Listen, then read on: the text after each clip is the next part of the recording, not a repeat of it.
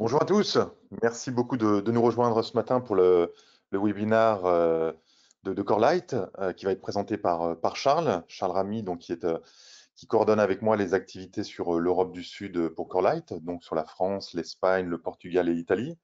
Donc la thématique du webinaire de ce matin s'articule autour de comment se défendre contre des cyberattaques étatiques et on se permettra de le mettre en perspective avec Corelight en vous présentant en fin de session l'architecture et le modèle de fonctionnement des solutions. Bonjour à tous, Charles Ramy, merci Erwan pour l'introduction. Alors, quelques mots sur Corelight en termes d'introduction. Donc, Corelight est une société américaine qui a été créée en 2014 et l'une des grandes forces de Corelight, c'est de s'appuyer sur deux solutions open source. Zeek, qui s'appelait anciennement Bro, qui a été développé en 1995 par une personne qui s'appelle Vern Paxson, qui fait aujourd'hui partie des cofondateurs de Corelight, et que vous allez voir un peu plus tard que l'on va utiliser pour la partie investigation, et Suricata, qui est l'IDS, que l'on va utiliser pour la partie alerting. Et l'un des grands intérêts de Corelight, c'est de pouvoir faire communiquer Zeek et Suricata pour amener du contexte, pour amener de l'intelligence. Quelques mots rapides sur Corelight, donc société, comme je le disais, créée en 2014. On se positionne vraiment sur ce qu'on appelle la partie OpenNDR, c'est-à-dire que par rapport à nos amis de la concurrence qui vont être sur un modèle plutôt en mode boîte noire, en mode black box, nous, Corelight, on va véritablement venir s'interopérer dans un écosystème en place. C'est-à-dire que vous allez avoir, avec l'approche OpenNDR de Corelight, la possibilité de pouvoir venir enrichir les logs via une CMDB si vous utilisez un ServiceNow, via une solution de gestion des vulnérabilités. On a notamment un partenariat avec Tenable, une solution de Threat Intelligence. Donc, c'est très, très ouvert. Dernier point intéressant à mentionner, on est une société privée. On a finalisé au cours de l'été dernier la série D de funding. Donc, on a levé sur les 4 premières séries A, B, C et D 160 millions d'euros. Et ce qui est intéressant de mentionner, c'est que dans les investisseurs, on a aujourd'hui CrowdStrike. Ce que vous allez voir un petit peu plus tard. L'une des grandes forces de Corelight, c'est de pouvoir s'interopérer avec un SIEM, quel que soit le SIEM en place, puisqu'on va aller pousser les informations. Et CrowdStrike a acquis il y a à peu près un an une solution qui est Tumio, qui est un SIEM, avec lequel on travaille de façon très très proche. Voilà. Charles, je te laisse la main. Ça marche, merci Erwan. Donc l'idée de ce webinaire, c'est effectivement de vous parler des cyberattaques étatiques. Donc évidemment, on va parler en introduction du threat landscape, donc on va voir un petit peu contre quoi on va devoir se défendre. Ensuite, on parlera de ce qu'on peut trouver déjà comme source d'information, comme aide qu'on peut utiliser, actionner dans votre entreprise. Et puis après, on parlera solutions techniques. Donc, on parlera de solutions que vous avez certainement déjà en place chez vous. Et on terminera sur Corelight, comment nous, on peut vous apporter des solutions, comment on voit les choses de notre côté. Donc évidemment, quand on commence à parler du threat landscape, malheureusement, aujourd'hui, on va parler un peu de la Russie. C'est vrai que la Russie fait beaucoup parler d'elle aujourd'hui. Alors, l'idée n'est pas de rentrer dans le débat Ukraine-Russie, mais d'un point de vue cyberattaque, très clairement, il y a des implications. Donc, aujourd'hui, la Russie, avant même d'attaquer l'Ukraine physiquement, ils ont déjà essayé de détruire un certain nombre de systèmes informatiques. Donc, on a vu le malware Hermetic Wiper au cours du mois de février-mars. Donc, évidemment, la Russie a essayé de faire tomber le système informatique de l'Ukraine, mais elle ne s'est pas arrêtée là. En parallèle, elle a continué d'attaquer d'autres sociétés. La Russie fait partie des États qui mènent des cyberattaques de type APT. Et ils ont pris la main très clairement en mars dernier dans une entreprise non gouvernementale en exploitant une faille de vulnérabilité qui s'appelle Print Nightmare. Et ils ont réussi à prendre la main chez le client. Donc ça, c'est des exemples récents. On sait aussi que la Russie est très probablement, c'est très difficile d'attribuer une attaque à un État ou à un groupe de hackers quand il n'est pas revendiqué, mais l'exploitation de SolarWinds et donc de Sunburst est très probablement, vient très probablement de la Russie. La Russie fait partie des États qui mènent des cyberattaques depuis très longtemps. Donc, on sait que il y a beaucoup de groupes de hackers qui proviennent de là. Donc, c'est vraiment très clairement un État qu'il faut surveiller. L'autre État dont on parle un peu moins aujourd'hui, c'est la Chine. Alors, on en parle un peu moins du fait de l'actualité avec la guerre en Ukraine, mais pour autant, quand on regarde ce qui s'est passé sur l'année 2021, quand vous regardez les rapports de l'ANSSI pointe clairement du doigt la Chine pour tout un tas d'attaques de type espionnage industriel. Donc la Chine fait partie également des États qui mènent un certain nombre de cyberattaques étatiques. Et très clairement, dans la course au vaccin du Covid, on sait que la Chine a mené un certain nombre d'attaques pour essayer d'obtenir des informations sur le vaccin contre le Covid. Donc l'année 2020-2021, les Chinois ont été très actifs. Également, l'année dernière, il y a eu, comme régulièrement, des failles de vulnérabilité dans des logiciels. L'année dernière, il y a eu une faille de vulnérabilité chez Pulse, dans le outil de VPN. Et on sait que la Chine a réussi à exploiter la vulnérabilité et a pris la main dans quelques agences gouvernementales aux États-Unis et également dans des sociétés en Europe, basées en Europe. Donc c'est vrai que ça fait partie des deux États qu'aujourd'hui il faut surveiller et il faut surtout se protéger, la Chine et la Russie. Les autres types de groupes contre lesquels on va devoir se protéger, c'est ce qu'on appelle les groupes de hackers. Donc aujourd'hui, il y a des groupes de hackers qui ne sont pas forcément affiliés à des États, qui souvent sont indépendants. Et de temps en temps, il y en a qui s'affichent très clairement avec des États. Donc, par exemple, récemment, on a le groupe de hackers Conti. C'est un des groupes de hackers les plus lucratifs aujourd'hui. Et très clairement, ils sont affichés aux côtés de la Russie, en défendant très clairement la Russie et en annonçant des représailles à ceux qui allaient à l'encontre de la guerre contre l'Ukraine. Et ce groupe de hackers, alors c'est pas quelque chose de nouveau, on le sait. Les groupes de hackers, c'est des sociétés. Il y a un service après-vente, il y a un service commercial, et très clairement, on passe une commande pour un réseau de tant de botnets. Vous avez un support, et on sait que ces groupes de hackers utilisent également des solutions de notre secteur d'activité pour essayer de contourner les méthodes de protection. Donc, avant de lancer une attaque, ils vont essayer déjà de bypasser, par exemple, les EDR. Là, on sait qu'ils ont contacté des acteurs comme Sophos, Carbon Black. Et donc, avant de lancer une attaque grande échelle, ils font déjà tester leur malware contre ces outils-là. Ça, c'est une vraie réalité.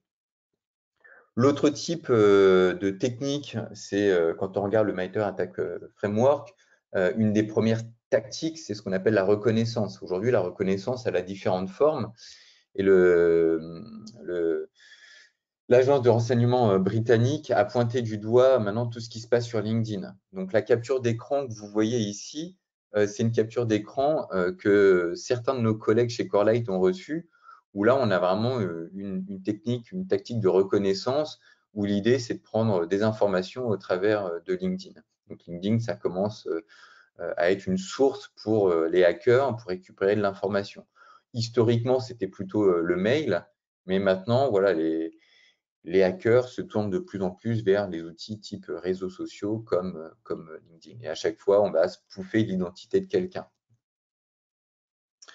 On a également toujours le bruit de fond sur Internet qui peut également être très dangereux. Donc, par exemple, on a Anonymous, le groupe connu Anonymous, qui, par exemple, dans la guerre contre l'Ukraine, ont pris parti, à juste titre, et par contre, ils ont prévenu les sociétés qui, par exemple, allaient continuer leurs activités en Russie, allaient potentiellement être victimes d'attaques à grande échelle.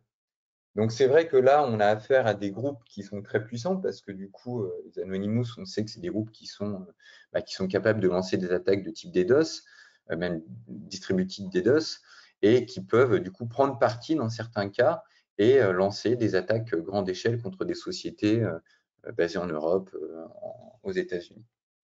Donc ça, c'est vraiment, voilà, on a brossé, j'ai voulu prendre quelques minutes pour rappeler contre qui on devait se protéger. C'est vraiment important de savoir qu'aujourd'hui, quand on parle d'APT, quand on parle d'attaque étatique, on va être face à des pays, le plus souvent, donc la Chine, la Russie, ça peut être également la Corée du Nord, mais ça peut être également des groupes d'activistes qui vont soit s'affilier, par exemple, à un pays en fonction de l'actualité, ou également des groupes comme les Anonymous. Donc ça, c'est contre qui on doit se protéger aujourd'hui. Maintenant, aujourd'hui, il y a une communauté qui peut prendre différentes formes. Pour aider les clients, pour vous aider, il y a déjà des choses qui existent sans forcément devoir mettre la main au porte-monnaie. Par exemple, en France, on a évidemment l'ANSSI. Donc l'ANSSI, le CERT-FR, c'est une source d'information qu'il faut utiliser parce que l'ANSSI va fournir par exemple des IOC, le CERT va fournir par exemple des bulletins d'alerte sur des vulnérabilités en cours, va par exemple aujourd'hui avec ce qui se passe en Ukraine, on sait qu'il y a des rebonds, comme on le disait en introduction, la Russie peut prendre parti et du coup attaquer des entreprises européennes qui auraient des actions à l'encontre de la Russie. Donc là, par exemple, on a des bulletins qui ont été créés par l'ANSSI pour aider les entreprises à se protéger dans le moment actuel, avec des recommandations. Donc l'ANSSI, le CERT-FR, très clairement, c'est une source d'information qu'il faut consommer. L'autre source d'information qu'on recommande d'utiliser, c'est le CISA. Donc c'est une société basée aux États-Unis qui a été créée en 2018. Donc globalement, c'est un peu le pendant de l'ANSSI du CERT-FR. Donc il y a des bulletins qui sont mis à jour régulièrement. Mais le CISA fait également des activités qui peuvent être également intéressantes. Par exemple, ils ont mis des wargames où là, l'idée, c'est de faire venir des participants pour essayer de faire hacker des infrastructures. Très clairement, c'est du white hat hack. L'idée, c'est vraiment de découvrir des vulnérabilités pour le bien de la communauté.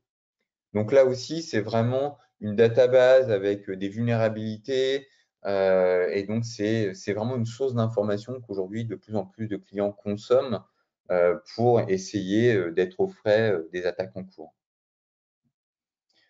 L'autre source également d'information, c'est de plus en plus en fonction du secteur d'activité dans lequel vous exercez. Ça peut être par exemple le secteur bancaire, ça peut être le secteur retail.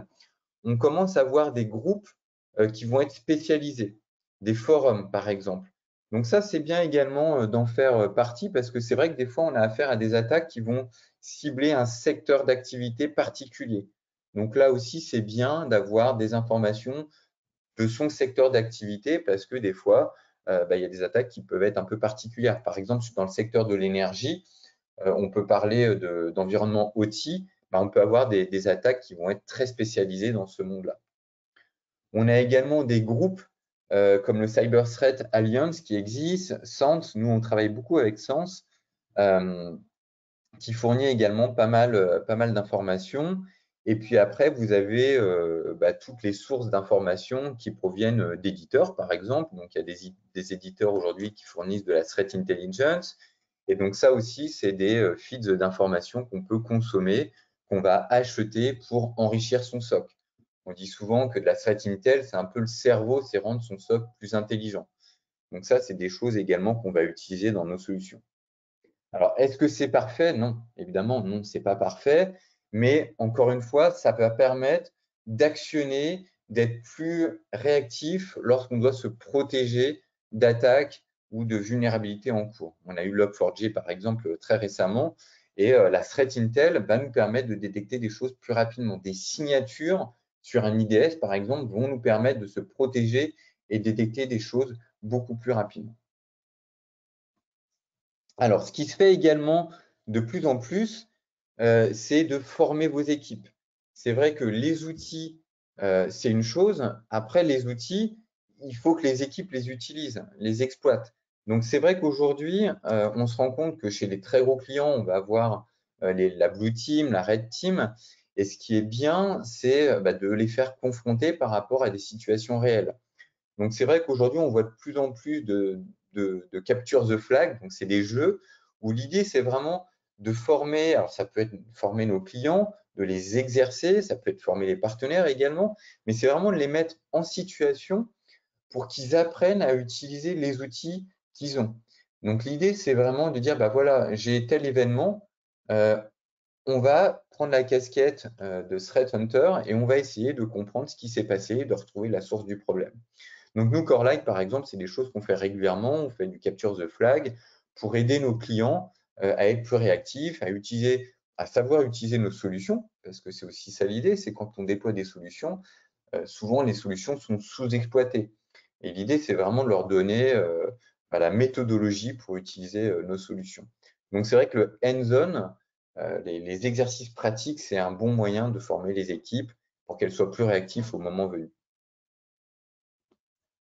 Twitter aussi, c'est une source d'information qui peut être intéressante dans le monde de la sécurité, parce que Twitter, c'est un moyen d'être rapidement informé d'une situation en cours. Donc ça aussi, on encourage vraiment nos clients. Alors ça peut être s'abonner il y a des tweets chez des vendeurs. Par exemple, nous, Corelight, on a également un blog dans lequel nos cyber-analystes écrivent des articles. On peut être prévenu avec un tweet, mais il y a aussi pas mal de personnes qui peuvent être intéressantes à suivre. Alors, on a vu contre qui on devait se protéger. On a vu qu'il y avait déjà des choses qui existaient dans la communauté. Maintenant, in fine, c'est quand même à vous, cyber-analyste, threat hunter, responsable de SOC, c'est quand même à vous, in fine, de faire le travail. Donc, c'est vrai que vous allez avoir en place des outils chez vous. Vous allez devoir définir des architectures.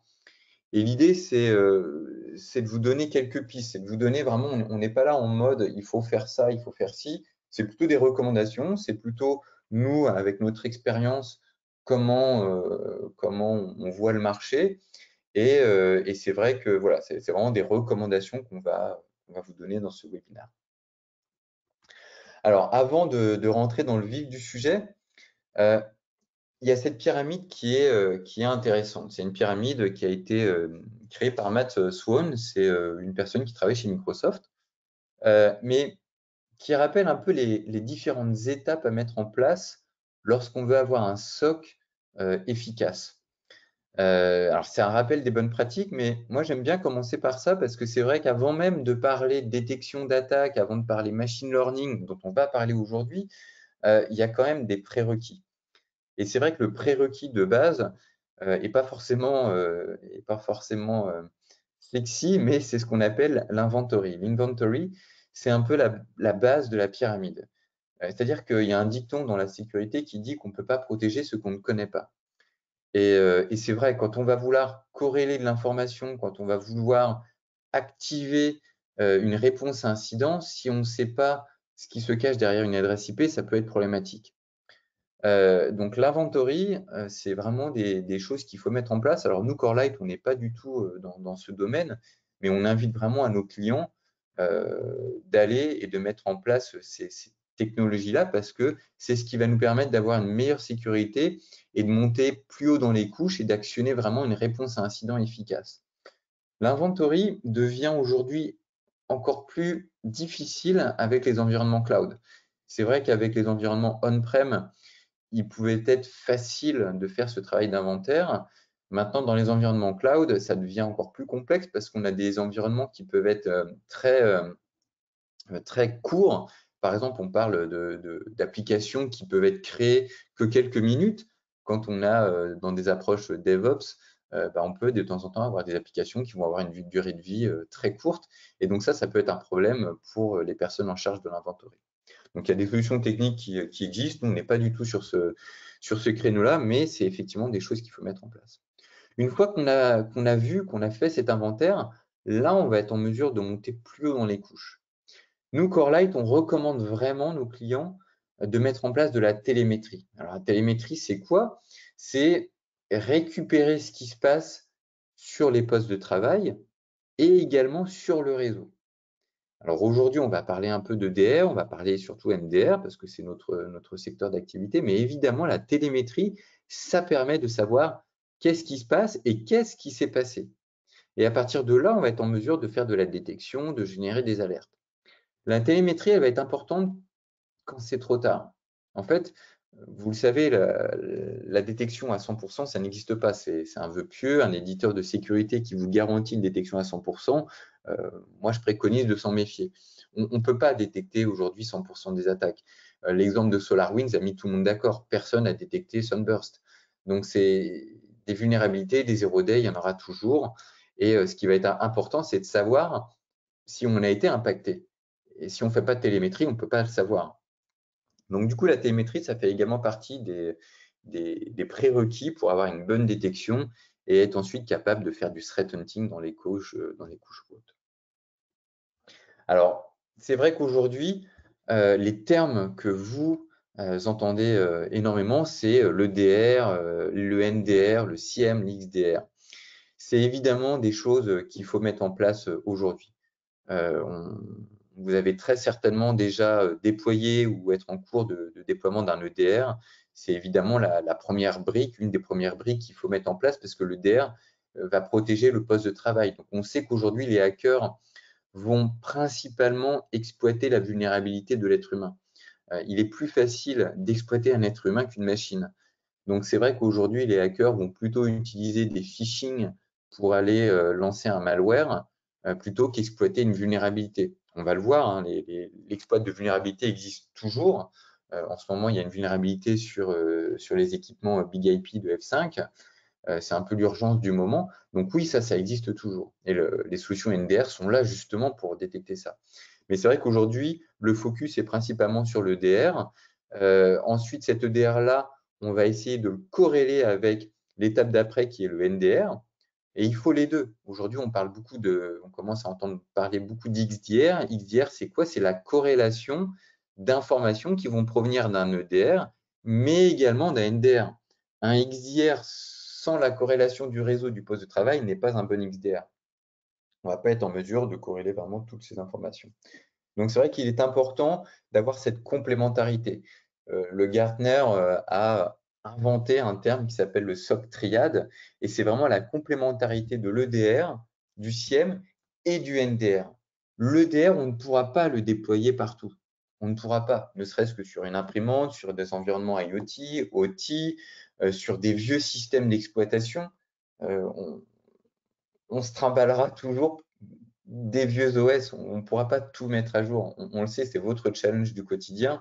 On tend vers aller à 100% d'OS récents, mais non, on se trimballera toujours des vieux systèmes, des AS400, des choses comme ça. On le sait.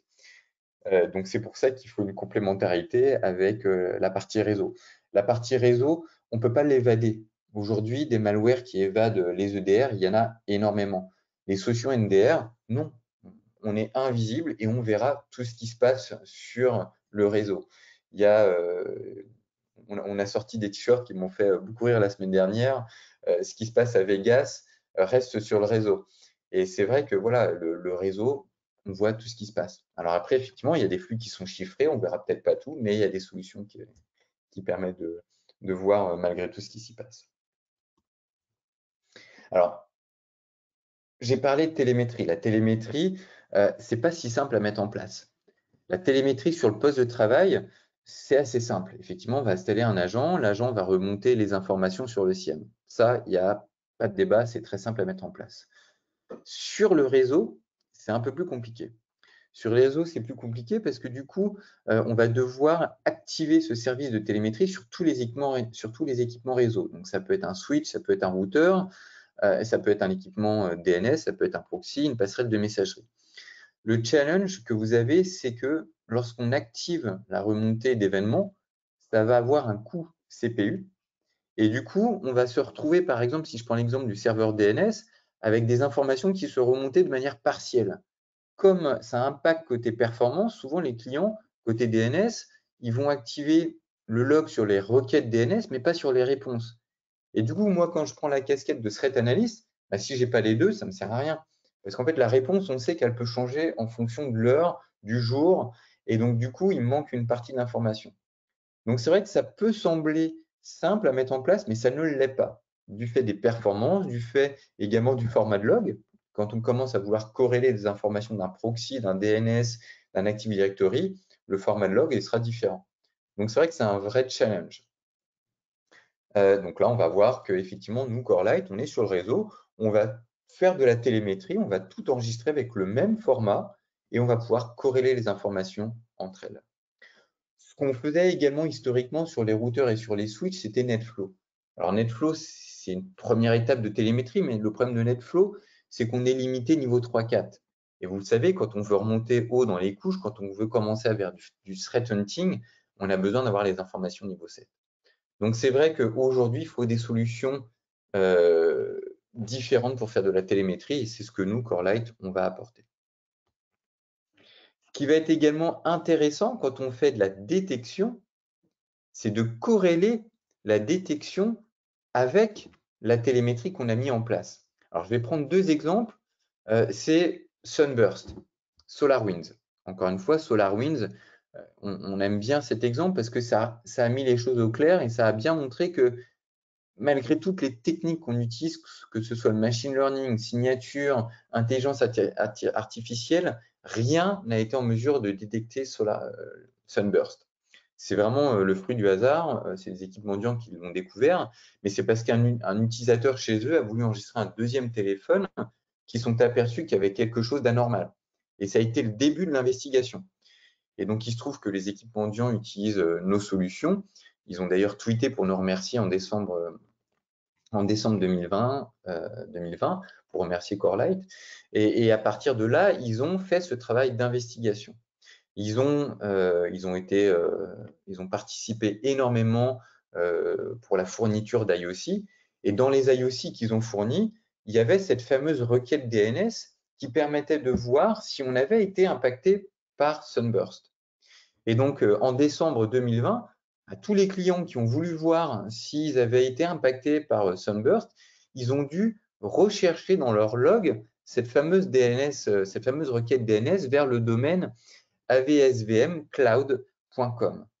Et donc, les clients qui avaient mis en place de la télémétrie, ils ont pu facilement revenir en arrière. Alors, le hack a été découvert au mois de décembre et cette fameuse requête DNS, elle a eu lieu au mois de mars de la même année. Donc, les clients qui avaient de la télémétrie et qui étaient en mesure de revenir au mois de mars de la même année, ils ont pu, d'une part, valider s'ils avaient été impactés par Sunburst et deuxièmement, en fonction du code retour, savoir s'il y avait eu de la fuite d'informations ou pas. Et donc, les clients qui n'avaient pas cette télémétrie, pour eux, ça a été un cauchemar parce qu'ils n'ont pas su s'ils avaient été impactés ou pas. Et donc, il a fallu faire beaucoup plus d'investigations. Je ne sais pas si vous vous souvenez, mais SolarWinds, quand le groupe de hackers, il y a plus de 18 000 clients qui ont été infectés, mais sur ces 18 000 clients, tous les clients n'étaient pas intéressants pour le groupe de hackers. Et c'est à partir de cette requête de DNS qu'on pouvait voir s'il y a eu des étapes suivantes, s'il y a eu des suites, si on était intéressant pour le groupe de hackers ou pas. Donc, c'est vrai que sans cette télémétrie, il y a beaucoup de clients qui ont eu des nuits et des journées très difficiles parce qu'il a fallu comprendre s'ils avaient été exploités, hackés ou pas. L'autre exemple que je vais prendre pour illustrer l'importance de la télémétrie, c'est par exemple un exemple tout bête. Les attaques SQL injection. Vous en recevez très certainement plusieurs fois par jour avec vos outils de détection. Par exemple, un IDS qui utilise des signatures sait détecter une attaque type SQL injection. Détecter, c'est bien, mais valider si on s'est fait attaquer, c'est mieux. Et donc, être en mesure de corréler la détection avec la télémétrie va permettre de réduire le temps d'investigation pour vos équipes de threat analyst. Et c'est ça l'importance de la télémétrie. Donc, par exemple, dans cet exemple, ici, j'ai par exemple, dans notre solution, on embarque un IDS très connu qui s'appelle Suricata. Et là, l'IDS, par exemple, a détecté une attaque SQL injection. Alors ça, vous le savez, de base, quand on utilise un IDS, que ce soit Snort, Suricata ou un autre IDS d'un autre éditeur, vous avez toujours les mêmes informations qui s'affichent à l'écran. Adresse IP source, destination, port destination, le nom de l'attaque, la catégorie, et c'est tout. Et donc derrière, il faut faire ce travail d'investigation pour comprendre si finalement le serveur web a répondu positivement ou négativement à l'attaque. Quand on corrèle la détection avec la télémétrie, c'est fait de manière automatique. Dans nos solutions, comme on fait de la détection et également de la télémétrie, on va être en mesure de dire bah, cette attaque-là, elle n'a pas abouti. Pourquoi? Parce que ici, j'ai pivoté vers le log HTTP correspondant à la requête qui a été faite. Et vous voyez ici, on a un UID qui est le même. L'UID présent dans l'alerte Suricata et l'UID présent dans le log de télémétrie est le même. Donc, je peux pivoter facilement. Et en plus, j'ai le code retour du serveur web. Donc là, je sais que c'est un faux positif. Je n'ai pas à m'occuper de cette alerte. C'est classé. Et donc, quand après, quand on utilise par exemple des playbooks avec des solutions de type SOAR, c'est fait de manière automatique. À l'inverse, si j'avais eu un code 2XX, là, ça veut dire que bah, le serveur web aurait répondu positivement et là, bah, il aurait fallu creuser. Mais déjà, en combinant la télémétrie avec la notion d'alerting, je peux très facilement réduire le nombre de faux positifs et passer du temps sur autre chose. C'est vraiment ça l'importance de la télémétrie aujourd'hui. L'autre point, c'est la visibilité. Visibilité sur les applications. Là, je fais un zoom sur, par exemple, les solutions VPN. Aujourd'hui, vous savez que les groupes de hackers, une fois qu'ils ont pris la main sur un système, une fois qu'ils ont exfiltrer, exploiter une vulnérabilité, ils vont essayer de faire du command control. Ils vont essayer de mettre des tunnels qui sont persistants. C'est très facile de monter, de créer un conteneur et d'installer un VPN.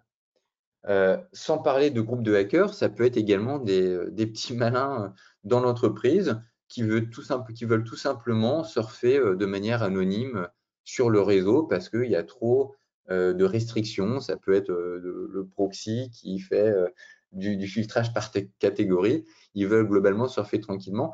Donc, c'est vrai qu'aujourd'hui, il faut être en mesure également d'avoir de la visibilité sur ces applications-là. Ça peut être des tunnels VPN, ça peut être du RDP, du SSH. Il faut être en mesure de détecter ces tunnels-là. Pour détecter, faire le tri entre ce qui est normal et anormal. Et donc ensuite, pouvoir bloquer ces tunnels VPN.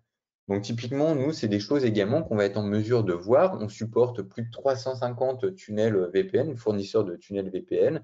Et donc, on va être en mesure de mettre en lumière ce qui est normal et anormal.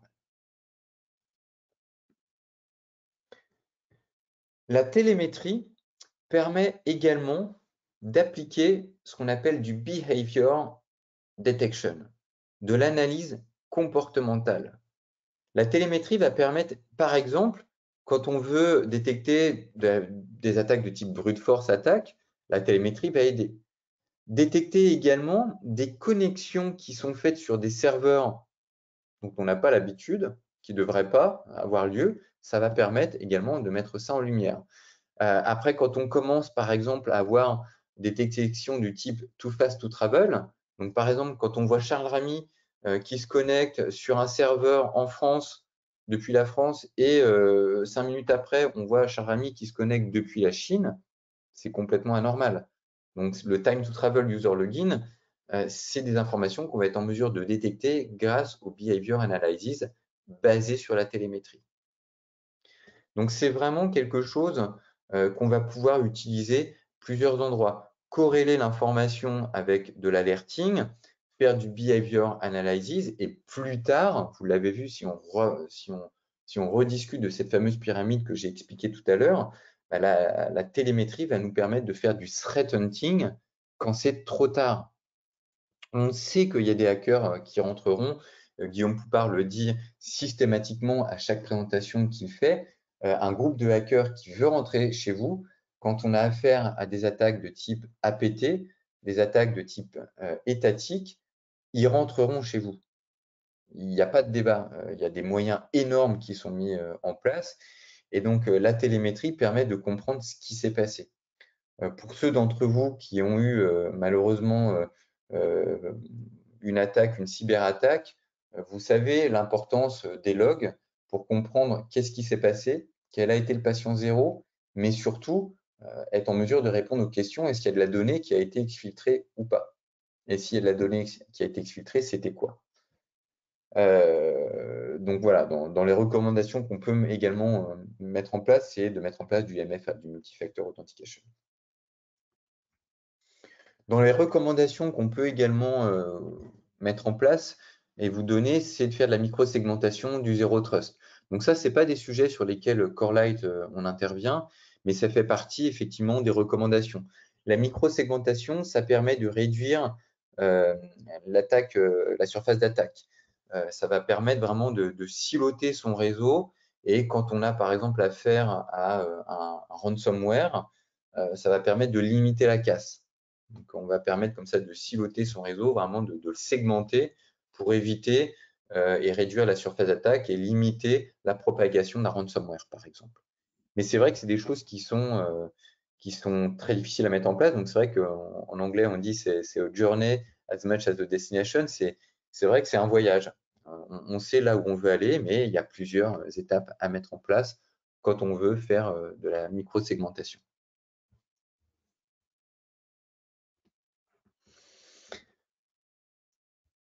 Aujourd'hui, il y a une activité, il y a une actualité. Je ne sais pas si vous regardez un petit peu LinkedIn, mais il y a eu plusieurs posts ces derniers jours sur une grosse vulnérabilité qui concerne les Big IP. Donc, c'est vrai que l'exploitation des vulnérabilités, ça reste quelque chose qui est très largement utilisé par les hackers. Aujourd'hui, là, vous voyez à l'écran, il y a quelques stats. Alors, ça varie d'une année à l'autre. Alors, ça varie également de la découverte des vulnérabilités. Des vulnérabilités, on en aura toujours, que ce soit sur les systèmes Microsoft, dans les logiciels. On sait qu'il y en aura toujours. Donc, d'où l'importance des scanners de vulnérabilité. C'est très important d'être en mesure de mettre ça en place pour savoir qu'est-ce qu'on doit patcher. Donc, le patching, ça fait partie des outils qu'il faut mettre en place. Mais pareil, on sait qu'on ne sera jamais au niveau des patchs. On parle beaucoup des zero day. On parle beaucoup d'intelligence artificielle pour détecter des attaques connues. C'est important, c'est très important d'être en mesure de détecter ce type d'attaque. Mais il faut déjà également se protéger contre les attaques connues. Aujourd'hui, quand je vous parle de l'attaque Big IP, ben voilà, il y a des bulletins d'alerte du CERT-FR. Le CISA, dont on a parlé également en introduction, a très clairement dit qu'il y avait des groupes de hackers aujourd'hui qui exploitaient ces vulnérabilités-là. Donc ça, c'est réel. Ça se passe maintenant. Il y a des vulnérabilités connues et du coup, il y a des systèmes qui sont peut-être vieux, mais qui fonctionnent encore très bien. C'est tous les systèmes basés à base de signatures. C'est vrai qu'aujourd'hui, ce qui est en anglais trendy, ce qui est à la mode, c'est tout ce qui est machine learning, intelligence artificielle. Oui, c'est bien, il faut en faire, mais il y a encore des méthodes qui fonctionnent très bien. Aujourd'hui, quand on regarde ce qui se passe sur le poste de travail, on déploie un EDR, mais on ne remplace pas l'antivirus. Il y a toujours un antivirus traditionnel qui va utiliser des techniques traditionnelles basées à base de signatures. Donc nous, Corelight, on va avoir la même approche. Oui, on va utiliser des choses qui sont trendy parce que ça a du sens, on va le voir tout à l'heure. Donc des systèmes à base de machine learning, il faut en utiliser.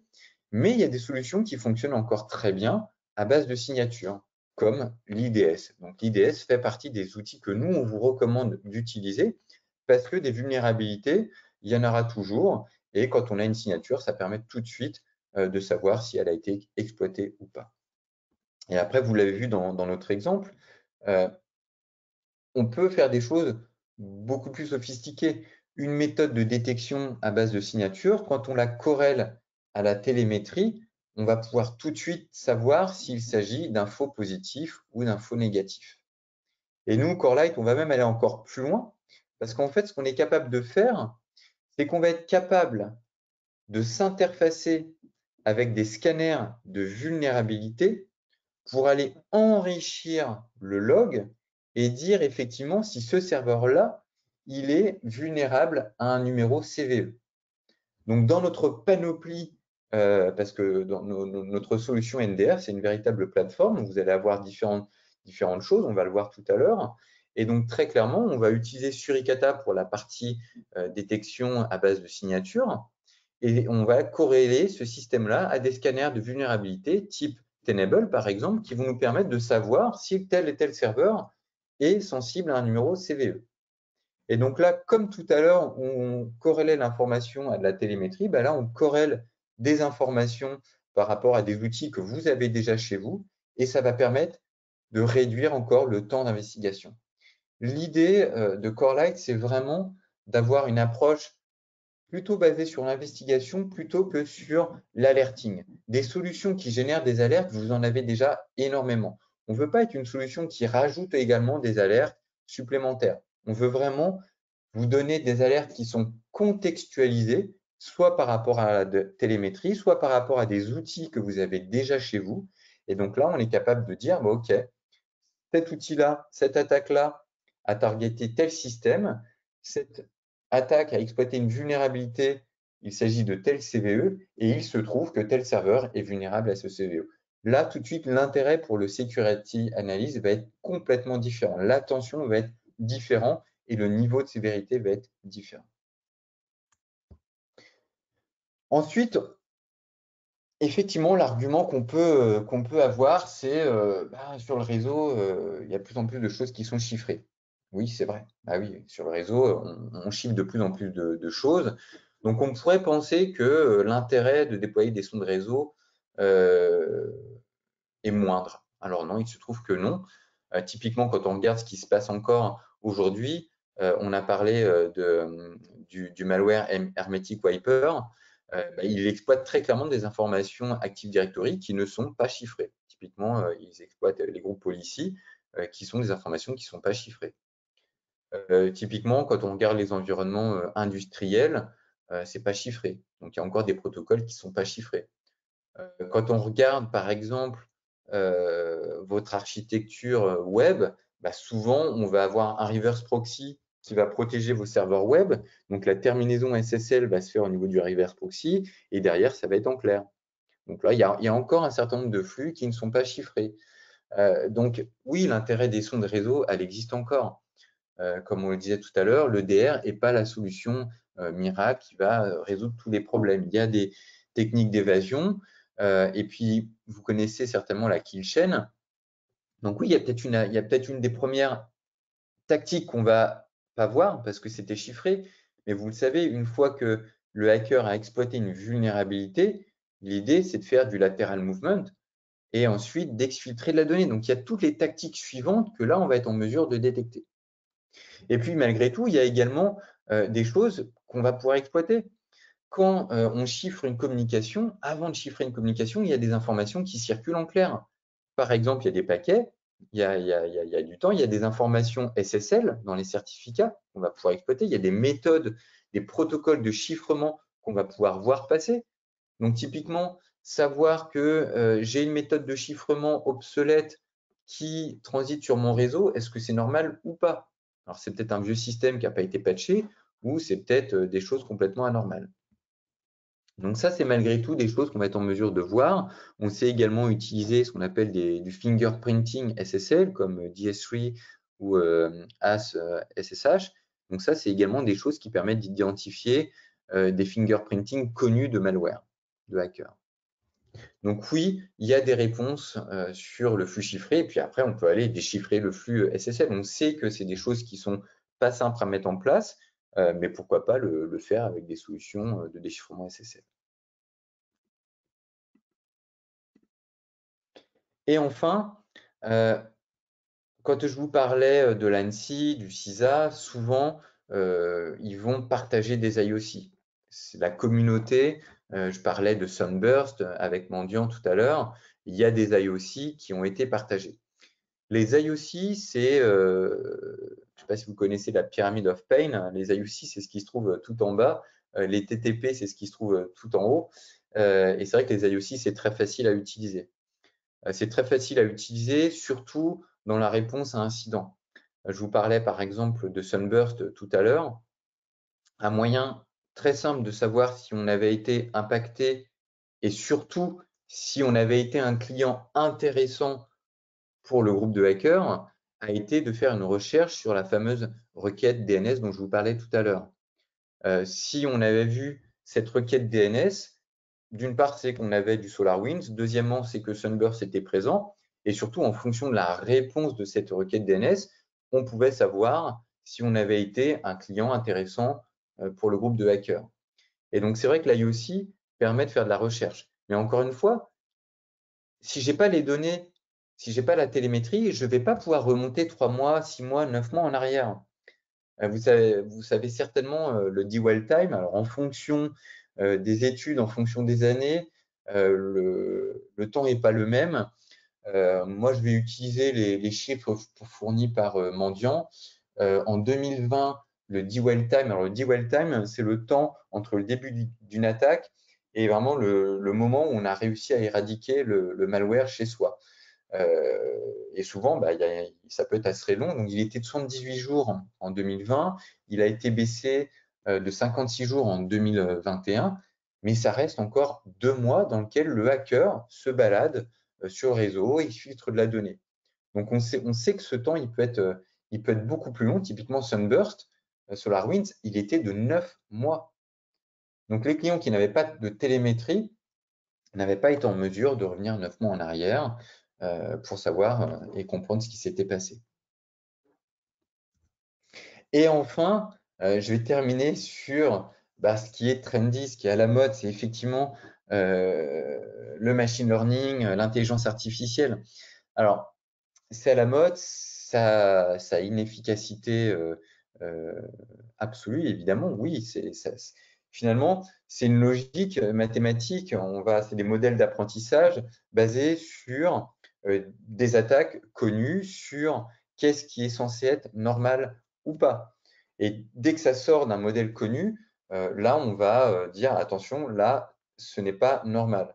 Donc, c'est vrai que finalement, le machine learning, l'intelligence artificielle, va beaucoup nous aider à détecter des attaques, mais ce n'est pas non plus la solution miracle. Ce n'est pas la solution miracle parce que c'est des moteurs d'analyse et donc ça peut se tromper. Voilà, oui, Corelight, comme beaucoup d'éditeurs qui font du machine learning, ça peut arriver, ce n'est pas la solution miracle. Il y aura des faux positifs, c'est évident. Le modèle d'apprentissage, il doit apprendre en fonction de votre environnement. Donc, il y a du fine-tuning à faire, il y a un peu du tuning à faire au fur et à mesure. Mais c'est vrai que ce n'est pas non plus la solution miracle. Donc, c'est vrai que nous, dans notre solution, on va utiliser plusieurs techniques. On va utiliser des techniques qui peuvent paraître obsolètes comme de la signature, mais qui fonctionnent encore très bien. On va utiliser ce qu'on appelle du behavior analysis pour détecter des choses qui sont anormales et évidemment du machine learning. Là, dans cet exemple-là, par exemple, c'est un de nos moteurs machine learning. Et là, on a un exemple d'exfiltration via DNS. Et pour dire, quand on a une exfiltration via DNS, on va regarder plusieurs choses qui peuvent être anormales quand on a affaire à des requêtes DNS. Par exemple, il y a la longueur de la requête DNS qui peut être un indicateur que c'est malicieux. Il y a le protocole utilisé et il y a surtout le nombre de requêtes DNS qui sont faites dans une minute. Si j'ai un poste qui commence à faire énormément de requêtes DNS en quelques minutes, c'est complètement anormal. Donc, ça fait partie de l'arsenal qu'on utilise. Et ce que je vous disais également à l'introduction, c'est que tout ça, ça peut être automatisé. Nous, par exemple, dans nos solutions, on va s'intégrer avec des solutions SOR du marché. C'est pour ça qu'Erwan, tu disais qu'on est une solution OpenMDR, parce qu'on s'intègre vraiment avec les outils que vous avez déjà déployés chez vous. Quand on parle de SOR, on parle de Playbook, il y a pas mal de choses qu'on peut utiliser. Par exemple, ici, on a un exemple avec la solution Splunk Phantom, où on va, par exemple, dire, voilà, j'ai détecté une requête DNS malicieuse, très bien, mais ce qui est intéressant derrière, c'est de savoir s'il y a eu une connexion TCP/IP sur la réponse à cette requête DNS. Si je n'ai pas eu de connexion TCP/IP, je n'ai pas besoin de m'occuper de cette requête DNS malicieuse. Donc tout ça, ça peut être automatisé avec des playbooks qu'on peut mettre en place avec des solutions SOR, par exemple. Donc pour finir, je dirais que la télémétrie va générer de la donnée. Mais aujourd'hui, c'est vrai qu'on parle beaucoup de solutions XDR. Alors nous, on n'est pas un fournisseur de solutions XDR. Oui, je pense que c'est là où il faut aller, être en mesure de corréler différentes sources d'informations entre elles. Maintenant, la qualité de l'information permettra d'avoir une réponse qualitative. Donc c'est vrai que ce qu'on va voir en in va être égal au out. Si l'information est mauvaise ou pas pertinente, le out, il sera automatiquement pas pertinent. Donc c'est vrai que si on veut avoir un système qui soit efficace, il faut donner de l'information qui soit facilement actionnable et qui soit riche et sens d'information. Alors, nous, Corelight, on a développé pour vous aider un threat hunting guide que vous pouvez télécharger gratuitement. Ce threat hunting guide, il permet d'utiliser notre solution, d'exploiter ce qu'on appelle Zeek, qui est un des piliers sur lequel notre solution s'appuie. Et SOC Prime, qui est complètement indépendant, SOC Prime fournit également des requêtes que vous pouvez utiliser sur votre SIEM pour aller détecter un certain nombre d'attaques.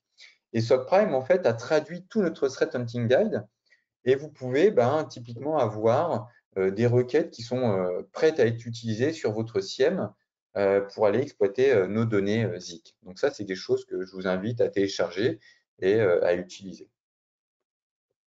Alors maintenant, Corelight, comment concrètement on peut vous aider? Donc Erwan, qu'est-ce que tu dirais à nos clients? Comment tu présenterais notre solution? Très bien, merci beaucoup Charles. Donc, juste avant effectivement de présenter la solution et de la mettre en perspective par rapport à ce que tu as présenté, j'en profite pour vous dire que on vous invite à nous poser des questions via la petite barre de chat dans la barre de navigation, questions auxquelles on se fera un plaisir de répondre en fin de session. Donc, pour revenir sur ta question Charles, comment fonctionne aujourd'hui Corelight? Donc, le principe de base, c'est de s'appuyer sur une copie du réseau. Donc, on va travailler avec des TAP ou des VTAP, si on adresse la partie cloud. Et une fois qu'on a cette copie du réseau, on va effectuer un certain nombre d'opérations. Donc, on va faire d'abord ce qu'on appelle du NTA, du Network Traffic Analysis, donc la partie investigation à laquelle tu as brillamment fait référence tout à l'heure. On va faire du NDR, donc la partie Network Detection and Response. L'une des forces également, c'est qu'on peut s'appuyer sur une solution de PCAP qui est en place, ou alors on va vous permettre de faire du PCAP via Corelight. J'y reviendrai un peu plus tard après. Et on va faire de l'IDS, donc la partie investigation, la partie détection avec notre solution de Suricata pour faire de l'alerting qui s'appuie sur une partie signature. Une fois qu'on a ces informations, on va les prendre, on va les centraliser, on va les transformer en métadata et on va les envoyer via un SIEM. L'une des grandes forces de Corelight, c'est qu'on est totalement agnostique. Via notre API, on s'interface avec les grandes solutions de la place, donc vous voyez un certain nombre de noms, Splunk, Elastic, CrowdStrike, Humio, mais on est capable de s'interfacer avec toutes les solutions. Donc quand on rentre dans le détail, sur le slide suivant, vous avez là une explication de l'architecture. Donc comme on le disait, on va récupérer les informations via un packet broker, donc un TAP, un VTAP. On va centraliser ces informations sur nos sensors, donc on va les corréler avec nos sensors, sachant qu'aujourd'hui on a 4 types de sensors. On a des sensors physiques qui vont vous permettre d'adresser une bande passante qui va de 2 à 100 gigas, parce que l'un des prérequis de base de Corelight, c'est d'adresser la bande passante, le throughput. On a des sensors virtuels, des sensors software et des sensors qui vont adresser le cloud, donc pour AWS, Azure et Google. Fort de ça, ces sensors vont être capables, on va être capable d'enrichir ces informations, comme le disait tout à l'heure Charles, avec des Threat Intelligence Feeds, avec la partie IT Pro de Proofpoint. On travaille également avec MISP, avec Anomaly. Donc, on est vraiment une solution, et c'est pour ça qu'on parle de solution Open NDR. Donc, on va pouvoir enrichir la solution. Et ensuite, on va pouvoir effectuer un certain nombre d'informations. Donc, on va pouvoir transmettre les logs à un SIEM. On va pouvoir également transférer la partie alerting à un autre SIEM. On est capable de découpler ces informations. On va faire du smart PCAP. Et l'un des points importants à mentionner avec Corelight, c'est qu'on fait du smart PCAP. Donc, l'idée n'est pas de copier tout le réseau, mais de copier une partie du réseau de façon intelligente, ce qui va nous permettre de vous donner la possibilité de s'appuyer sur vos prérequis prédéfinis et de vous permettre de garder ces informations de façon plus pérenne, plus longue. Et on va également gérer la partie extracted files. Donc là, Charles va vous représenter en fait le triptyque qui s'appuie sur la partie détection, pièce à conviction et paquet de capture. Merci Erwan. C'est vrai que notre outil, c'est vraiment une plateforme qui est vraiment dédiée pour les SOC, pour les personnes qui travaillent au quotidien à faire de la détection, de l'investigation d'incidents. Et c'est vrai que ce qu'on se rend compte, c'est que vous avez souvent besoin à partir d'une information, de la corréler et des fois même d'aller beaucoup plus loin. Donc, c'est vrai que notre solution, on l'a vraiment conçue pour répondre à toutes ces attentes. Donc, dans la panoplie, dans l'arsenal d'outils de détection, on en a parlé pendant la présentation. Encore une fois, on utilise des méthodes à base de signature avec un UDS qui est Suricata, que vous connaissez certainement. On utilise de la threat intel. On va utiliser du behavior analysis. On va utiliser des choses qui proviennent de la communauté open source. On utilise Zik. Il y a une très grosse communauté Zik qui existe et il y a même des sociétés commerciales comme par exemple Amazon qui ont développé des packages Zik pour détecter des protocoles de type OT. On a MITRE, le MITRE Attack Framework. MITRE a développé 2 packages pour Zik qu'on implémente de base. Donc, il y a une vingtaine de packages qui proviennent de la communauté qu'on a décidé d'embarquer parce qu'ils sont très pertinents. Et évidemment, on utilise du machine learning, de l'intelligence artificielle. Tout ça, ça va nous permettre de détecter toutes les attaques qu'on peut voir sur le trafic nord-sud, est-ouest, sur le réseau. Donc, tout ce qui est command control, lateral movement, du brute force authentication, tout ça, c'est des choses qu'on va être en mesure de détecter. Nous, on est persuadés, et c'est vraiment notre approche, que l'évidence, les pièces à conviction, c'est primordial quand on veut faire de l'investigation. Donc, c'est vrai que c'est un des piliers de notre solution. Comme tu l'as dit, Erwan, on utilise Zik. Zik va transformer le flux réseau en des métadonnées qu'on va stocker dans le SIEM. Et donc, on va supporter comme ça plus d'une cinquantaine de protocoles. Et l'avantage de Zik, c'est qu'on a, comme vous l'avez vu dans la présentation, un identifiant unique, un UID, qui va corréler les informations entre elles. Donc, un log de type TCP/IP aura le même UID que la transaction HTTP qui correspond à cette connexion et aura le même UID qu'une alerte qui aurait été détectée dans cette même connexion. Donc ça, c'est vraiment la force de Zik et l'avantage, c'est qu'on va pouvoir stocker l'information dans un SIEM parce que l'information est très légère. C'est de la métadonnée, donc on peut le stocker plusieurs mois, plusieurs années. Et enfin, la troisième brique, c'est comme tu disais, Erwan, on va faire du PCAP, mais du PCAP sélectif. On ne veut pas loguer tout le flux réseau parce que ça, on sait qu'on ne serait pas en mesure de garder l'information très longtemps. Donc, si vous avez un besoin de PCAP pour faire de la compliance, nous, on ne répond pas à ça. En revanche, si vous avez besoin de PCAP, soit pour comprendre un protocole inconnu, soit pour aller comprendre une attaque, être en mesure de rejouer une attaque dans vos systèmes, là, on va être en mesure de faire du PCAP sélectif. Et l'idée, c'est vraiment de le garder beaucoup plus longtemps. Donc là, on va être en mesure de vous donner accès à des fichiers de type PK pour rejouer, par exemple, une attaque ou aller investiguer beaucoup plus dans le détail. Merci beaucoup, Je te laisse le mot de Charles. la fin, Erwan. Absolument, merci beaucoup, Charles. Donc, pour rebondir sur ce que dit Charles, donc c'est vrai que nous, on a développé une méthodologie de POC qui est extrêmement structurée. L'objectif, et vous le voyez sur le slide, c'est de vous mettre à disposition un boîtier. Donc, on aura besoin d'avoir une idée de la bande passante que vous souhaitez analyser. On définit en amont les success criteria que vous souhaitez valoriser. Charles vous accompagne sur le mois de test. Et surtout, ce qui est très important, c'est que Charles, ensuite, avec vous, fait une réunion de restitution de manière à s'assurer que les prérequis et les KPI qui ont été définis en amont ont bien été valorisés pendant la phase de maquettage. Et ça, c'est extrêmement important. Donc, je vous invite à nous poser les questions que vous souhaitez dans la barre de chat, comme on le disait. Alors, il y a une première question, Charles. C'est pour les personnes qui souhaitent avoir une stratégie Move to the Cloud. Comment Oui. Corelight aujourd'hui peut se positionner et quelle est la plus-value de Corelight dans ce contexte? Alors, pour nous, ça fait partie, pour nous, la sonde, dès le début, il fallait qu'elle soit on-prem ou cloud, parce qu'aujourd'hui, le cloud, même en France, c'est plus un sujet tabou, et on commence à voir de plus en plus d'applications qui sont en IaaS, en PaaS, et donc pour nous, la visibilité, elle était très importante. Donc aujourd'hui, on a, comme tu le disais, Erwan, on a un cloud sensor, donc on est en mesure de surveiller tout ce qui se passe également dans le cloud, que ce soit sur Amazon, Google. Donc là, c'est très simple parce que du coup, il y a déjà un VTAP qui est natif chez Amazon et Google. Chez Microsoft, leur VTAP devrait être disponible sous peu. Donc aujourd'hui, on s'appuie sur des fournisseurs de VTAP pour nous permettre de capturer le trafic. Mais donc, ça fait vraiment partie des arsenals qu'on a, ça fait partie des demandes de clients qu'on a. Et ce Cloud Sensor aujourd'hui est très utilisé chez nos clients. Merci beaucoup, Charles. Alors, une autre question pour dans la configuration où un client, un prospect n'a pas de SIEM en place, comment Corelight pourrait être installé et se positionner? Alors, c'est vrai que dans la présentation, on a vu beaucoup de choses. Dans le schéma d'architecture, on n'est pas allé dans le détail volontairement, mais c'est vrai qu'il y a deux cas de figure. Aujourd'hui, c'est vrai que les SOC, les clients qui sont très matures, qui ont un SOC depuis très longtemps, ils vont vouloir tout centraliser dans leur SIEM et ils vont faire, on a parlé XDR tout à l'heure, ils vont le faire au niveau du SIEM, ils vont apporter du machine learning, ils peuvent même développer du machine learning eux-mêmes. Donc, c'est vrai qu'ils veulent que tout soit dans le SIEM.